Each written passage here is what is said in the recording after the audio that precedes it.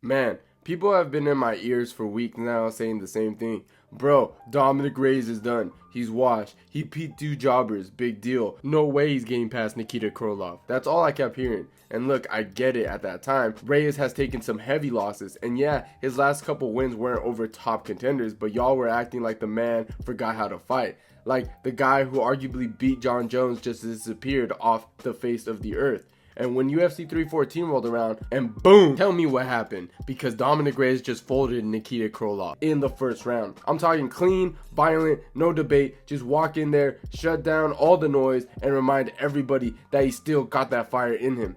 And what makes it even better, it wasn't some lucky shot. It wasn't a fluke. Reyes looked sharp. He looked focused. His timing was on point. And when Krylov gave him that opening, he pounced on his head. That finishing sequence wasn't just instinct. It was years of high-level experience coming through under pressure. And people were so ready to throw Reyes away after those losses. And yeah, he got knocked out bad a few times. But guess what? That's what happens when you're fighting absolute killers. Yuri, Jan.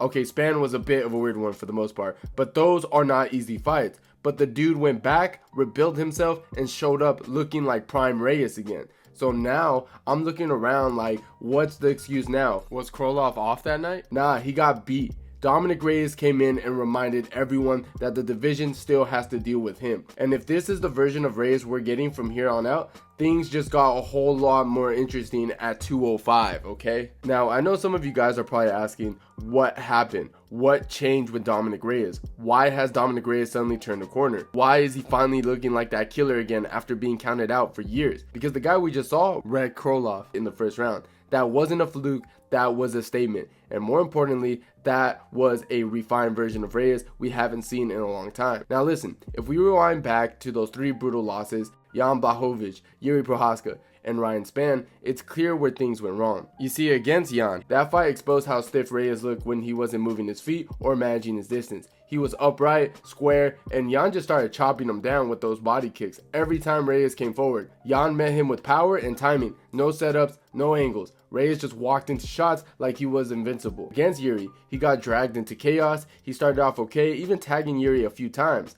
But then he got stuck into that war zone mentality Yuri thrives in. He abandoned his technique, threw wild looping shots, and just went full-blown berserker mode. And against a guy like Yuri, that's suicide. Reyes fought like he was trying to prove something, not like he was trying to win. Then Ryan Spann. Okay, I'm not gonna lie, that was the lowest point. Reyes looked like a shell of himself in that one. Nervous, hesitating, not trusting his chin, reaching for shots that weren't there. And Spann, front runner, he hits hard and starts fast.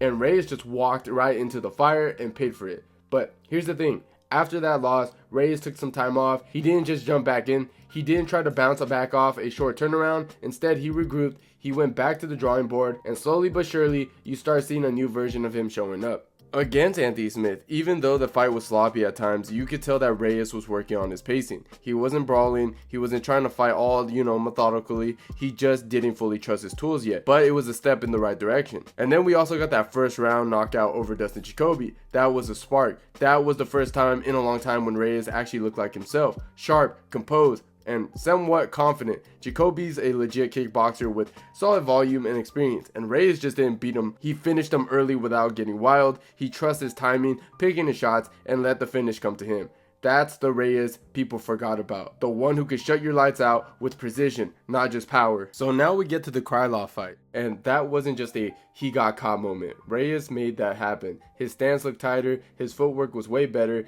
He wasn't loading up on every shot. He let Krylov walk into danger, stay patient, and when the opportunity showed itself, he pulled the trigger, clean, sharp, and vicious.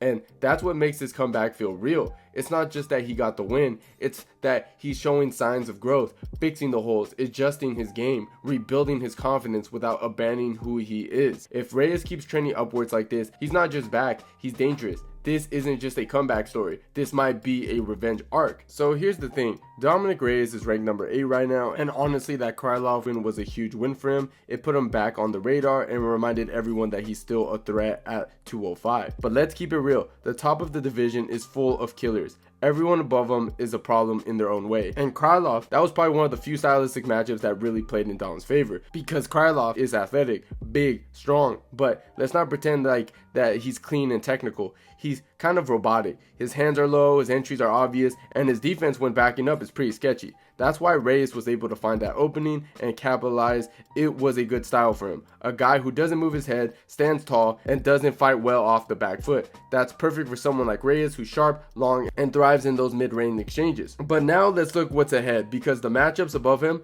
that's a whole different ball game. Let's start with Khalil Roundtree. Man, this one's a coin flip. Roundtree is super technical and he's violent. Like when he shows up focused, he's a monster. His kicks are devastating, and he's one of the few guys in the division that can match Reyes in terms of raw power and explosiveness. The question is, which version of Khalil are we getting? If it's the guy who brutalized Chris Dawkins or knocked out Modestas with that slicing oblique kick, Reyes is in for a rough night. But if it's the hesitant, gun-shy version that sometimes shows up, Dom can outpoint him. He's cleaner and smarter with his combination. That fight is chaos either way, but I slightly favor Reyes if he fights discipline. Another interesting one is Jan Blachowicz.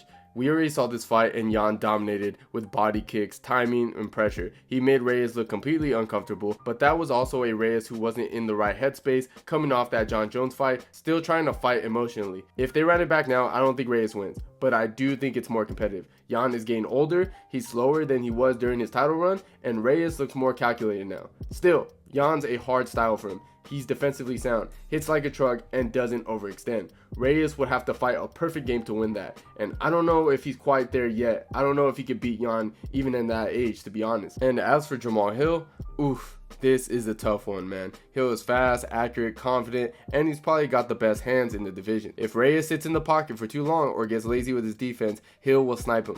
But here's the thing. Hill's also very hittable. He got cracked by Glover, he got tagged a few times by Santos. If Reyes can bring that sharp, composed striking we just saw against Rakic and avoid turning it into a straight boxing match, he's got a shot. But I'll be honest, I think Hill's just sharper. That hand speed, the confidence, the timing, it's a hard ass for Dom.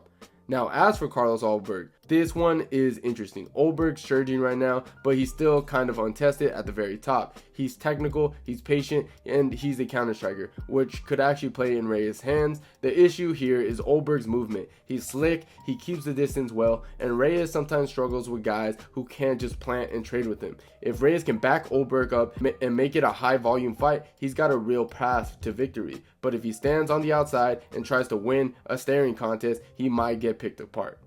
Now, as for Yuri Prochazka in a rematch, we all remember how the first fight went, absolute war, and one of the most wild finish in 205 history. Reyes had his moments, but he got drawn into Yuri's game, chaos, scrambles, wild spinning stuff, and it costed him. Could it go differently now? Maybe. Reyes is fighting smarter, Yuri's just been through some wear and tear, but let's be honest, this matchup still leans Yuri's way stylistically, unless Dom completely shuts down the chaos and fights discipline as hell. Yuri's gonna find a way to drag him into a fire again, and when that happens, Yuri usually wins. Now, as for Alex Pereira, this is where things get real. Pereira is a terrible matchup for almost everyone in the division, Reyes included. He's calm, precise, patient, and he hits like a freight train. Reyes has the speed and range, but he's not great at defending low kicks, and Pereira will eat him alive if he doesn't check those. The only real opening is the wrestling, and that's not Reyes' style. On the feet, I think Pereira's just too sharp, too much firepower, too much poise. Dom would need to fight the perfect fight, and maybe even that wouldn't be enough. Now, Magomed Ankalaev. This might be one of the worst matchups of all. Ankalaev is patient to a fault, but he's so defensively sound and it's hard to hit him clean. He doesn't take unnecessary risks, and he's got elite takedown defense and solid top control if he wants to take it there. If Reyes would be able to bait him into a brawl, and he'd probably spend the whole fight trying to close the distance or deal with Ankalaev's major pace. Unless Dom lands something big early, I just don't see a path for him here. And honestly, I think the best matchup for Dominick Reyes right now is Alexander Rakic. Stylistically, it just makes way more sense. Rakic is a striker first, and while he's technical and explosive, he's also not that kind of guy who's gonna drown you with pressure or chain wrestle you for 3 rounds. He likes to operate at range, picks his shots, and sometimes gets a little too comfortable just point fighting. That gives Reyes the kind of fight he can work with, a striking battle where timing and power can actually matter. And let's be real, Rakic isn't invincible on the feet. We've seen him get touched up before, we've seen him slow down, and he doesn't have that kind of unbreakable defense that guys like Ankalaev or Jan bring. Reyes would actually have room to operate. He could use his kicks, force Rakic to back up, and maybe even land something clean coming in.